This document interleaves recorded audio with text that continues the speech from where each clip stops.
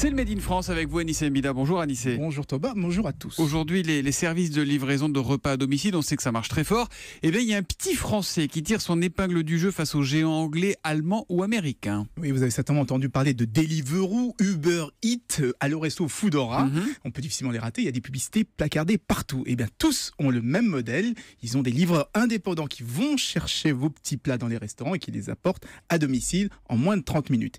Eh bien, il y a un petit Français qui essaie d'imposer un autre modèle. Il y arrive doucement, il s'appelle Frichti. Frichti, oui, c'est comme ça veut dire cuisiner. Oui, un sur petit le feu très Frichti, rapidement. un petit Frichti chez Julie. Alors lui, Frichti, il cuisine lui-même tous les jours des produits de saison et ce sont ses propres employés qui les livrent. Et tout part d'une cuisine centrale à Cheville-la-rue près d'Orly. 94, non, Val-de-Marne 94, Val-de-Marne. Bon, s'il cuisine et qu'il livre, il doit avoir beaucoup de personnel chez Frichti. Oui, ils recrutent, ils n'arrêtent pas de recruter. Ils ont été créés en juin 2015 et en 2 ans à peine, ils sont passés de 2 à 300 employés. Tout simplement parce que ça marche très fort. Plus de 10 000 repas livrés chaque semaine. Et pourtant, ils livrent que sur Paris et sur la toute petite première couronne.